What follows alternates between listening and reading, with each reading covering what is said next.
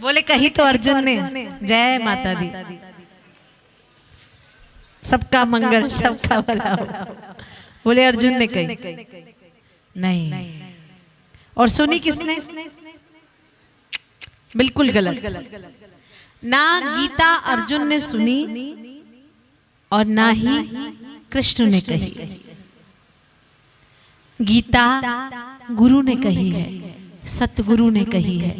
और सुनी किसने है? शिष्य ने सुनी है। संबंध बदल गया, रिश्तेदारी खत्म हो गई, बंधनों से ऊपर उठाने वाला मिल गया। इसीलिए गीता किसने कही? गुरु ने कही। आज युद्ध के मैदान में कृष्ण नहीं खड़े हैं, आज युद्ध के मैदान में गुरु खड़ा है, जो अपने शिष्य के बंधनों को खोलना चाहता है। ऐसे ही आप और मैं भी एक महाभारत के युद्ध में खड़े हैं। हम सबके जीवन में भी विषाद है, पर वो बंधन अगर आप गुरु से खुलवा लेंगे तो खुल जाएंगे। जैसे अर्जुन के खुल गए, शिष्य के खुल गए। और जब शिष्य ने कहा शिष्यस्ते हम शादी माम त्वाम प्रपन्नम, मुझे नहीं समझ में आ रहा, तू मुझ पे कृपा कर, कृपा कर। कृपा की जो होती ना आदत तुम्हारी, जो खाली ही रहती अदालत तुम्हारी। हे करुणा के सागर कृपा कर। और ऐसी कृपा की, ऐसी कृपा की। और गुरु कैसा मित्र है, गुरु जैसा कोई परम हितैषी नहीं हो सकता है।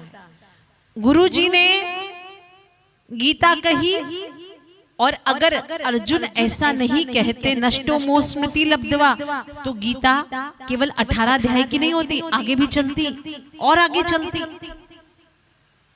क्योंकि जब तक मोह बंधन से नहीं छूटता है शिष्य, जब तक नहीं कहता है नष्टो मोह स्मृति लब्धवा, तब तक गुरु अपनी करुणा करते ही रहते हैं। आप भले यहाँ पर आओ, बैठो, बैठ के चले जाओ, वो तब तक बुलाता रहेगा, तब तक जब तक आप उसे ये ना कह दो कि प्रभु मैं तेरा हो गया, बस अब तुझे जो करना है कर, आज से मेरा सब कुछ। बोलते नहीं, देखो नहीं बोलता, बोला जाता ना, आसानी से नहीं बोला जाता। आज से मेरा सब कुछ, बेटा बेटी माँ बाप, आवाज नहीं आ रही है, निकलती नहीं आवाज, बैंक बैलेंस तेरा, अरे कितनी आवाज कम हो गई। एक झटका है, सिर्फ एक झटका, एक क्षण का खेल है जिसे मेरा मेरा करते हैं। रिश्तेदारी नहीं बनाओगे उसके साथ तो अनजाने शहर में आपको फुटपाथ पे रहना पड़ेगा। 3 बातें शास्त्र कहते हैं साधक के जीवन में होनी चाहिए, नित्य होनी चाहिए। चरम को जान लो, जैसे वाल्मीकि जी ने पहचान लिया कि आसपास जो भी चमड़े घूम रहे हैं, माँ बाप भाई बहन, ये सब चमड़े ही तो हैं, हार्ड मांस के चमड़े, ये सब क्या है? ये केवल और केवल मतलबी है और कुछ नहीं है। चरम को जान लिया और उसमें पहचान लिया कि मेरा रोल क्या है, व्हाट इज माई रोल, मैं कहां पे प्ले कर रहा हूं। हर व्यक्ति चाहता है कि मैं हीरो का रोल अदा करूं, चाहते हो कि नहीं चाहते? आपको भगवान कहे कि मैं एक पिक्चर बना रहा हूं और मैं चाहता हूं उसमें भी आप रोल दो, रोल करो, तो आप क्या, भगवान जो स्पेशल वाला रोल हो ना, स्पेशल वाला वो मुझे मिलना चाहिए। चाहोगे कि नहीं चाहोगे? बोलो। विलेन बनना चाहोगे? विलेन का रोल, पर अभी हम क्या कर रहे हैं? विलेन जैसे तो कर रहे हैं।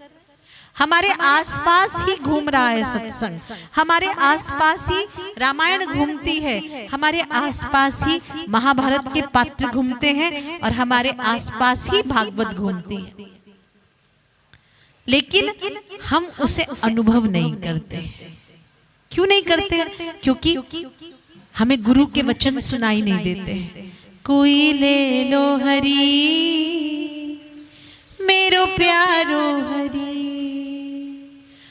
कोई ले लो हरी मेरो प्यारो हरी, कोई ले लो हरी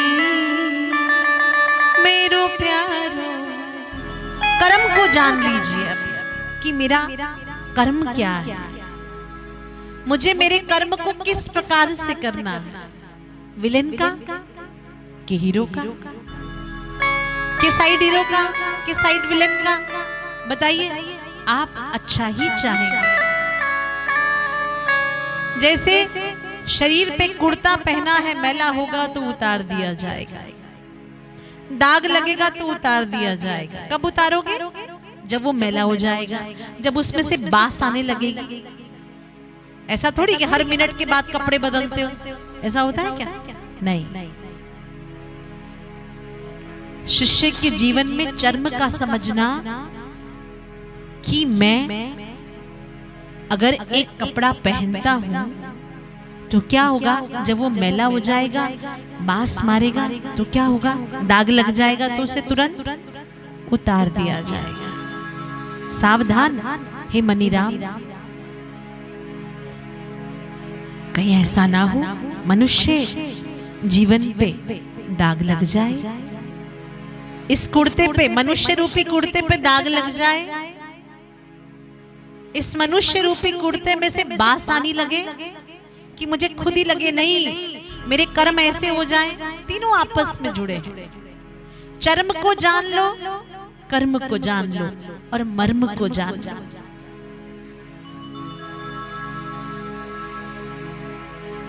अपने हृदय की पीड़ा आप संसार से कहेंगे, नहीं समझेगा, नहीं समझेगा। लेकिन आप उस प्यारे से कहेंगे तो आपके मर्म को तुरंत समझ जाएगा। पहली बात चर्म को जान। इससे पहले कि मेरे कपड़ों में से बास आने लगे, मेरे कपड़े पे कोई दाग लग जाए या फट जाए और मुझे बदलना पड़े इस वस्त्र को, उससे पहले अपने आप को स्वच्छ कर लो। ऐसे स्थान पे अपने आप को बिठा लो कि आपके शरीर से पसीना नहीं आए, स्मेल नहीं आए, बदबू नहीं आए। और उसके लिए आपका कर्म, हमारा कर्म शुद्ध होना चाहिए। मुझे जजमेंट नहीं देनी है, मैं यहाँ पर उसके अनुभव के लिए आया, ये कहने के लिए आज तो मजा ही नहीं आया, आज तो मजा ही नहीं आया। फिर बेटा तूने अच्छे से खुद को बिठाया ही नहीं, यहाँ पर भी तू ये चाहता था कि तेरी मर्जी का होना चाहिए, उसकी मर्जी तो चलने नहीं दी, फिर मजा आएगा भी नहीं। जब छोटा सा बच्चा माँ के दूध पे आश्रित होता है ना, उसे किसी और चीज का स्वाद ही नहीं आता। पर जैसे जैसे जैसे जैसे संसार में उसका अभ्यास बढ़ना शुरू होता है और क्या होता है, फिर दूध अच्छा नहीं लगता, फिर वो माँ के दूध के स्वाद को भूल जाता है। क्यों? क्योंकि उसकी जीभ को, बिना हड्डी की जीभ को संसार का स्वाद लग जाता है। फिर माँ पीछे पीछे भागती है।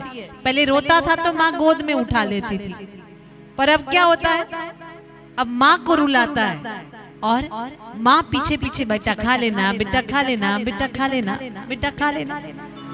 जब पहले भूख लगती थी, रोता था, माँ गोद में उठाती थी। लेकिन संसार का अभ्यास हुआ और क्या हुआ, माँ पीछे पीछे भाग रही है, बेटा खा ले, बेटा इससे तू बड़ा हो जाएगा, कितने बहाने लगा रही। और आजकल की माएं तो क्या करती है, मोबाइल को आगे रखती है और बेटे को क्या दिखाती, कार्टून दिखाती है। खा बेटा, जैसा तेरा अन्न होगा वैसा तेरा मन होगा, तू कार्टून देख देख के खा और फिर तू कार्टून ही बन जाना। जय श्री राम। देखो अभी भी जोर से नहीं बोले, हल्के हो जाइए, हल्के हल्के कर दीजिए अपने आप को। जितना मन हल्का होगा उतना उसके चरणों की यात्रा करेगा, उसके चरणों में बैठने का प्रयास करेगा। और जितना मन भारी होगा, पक्की बात है, आप माला करने बैठो, टेंशन के साथ बैठो, घुमाओ है, काउंटर ही दिखता रहेगा, जल्दी पूरी हो, माला खत्म हो, स्यापा। क्यों? क्योंकि मन भारी है। सत्संग में बैठे हो, सत्संग में रुचि नहीं हो रही है, व्यर्थ की बातें क्यों? क्योंकि मन भारी है। माला करने बैठते हो, संसार में मन घूमता है, क्यों? क्योंकि मन भारी है।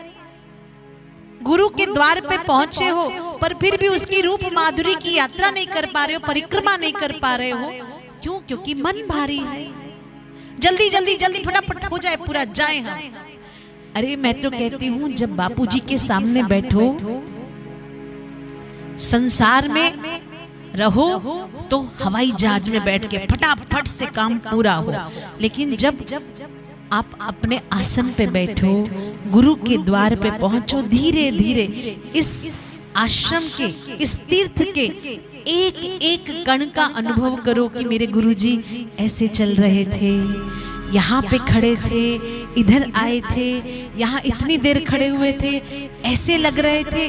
उनकी रूप माधुरी की परिक्रमा करो।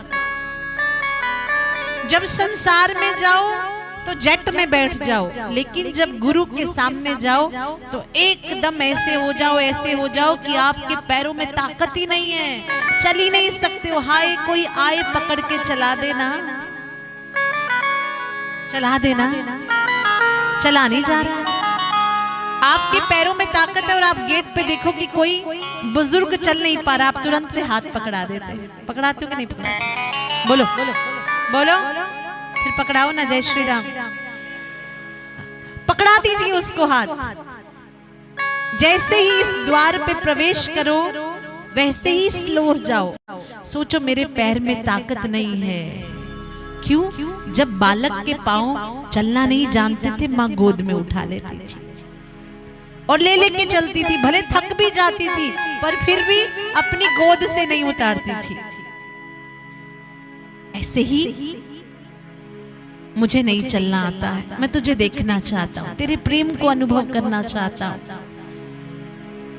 केवल व्यासपीठ ही नहीं, आश्रम के कण कण का अनुभव कीजिए, उसके प्रेम का अनुभव कीजिए। यहाँ थे, यहाँ आए, यहाँ आए, यहाँ आए, यहाँ आए,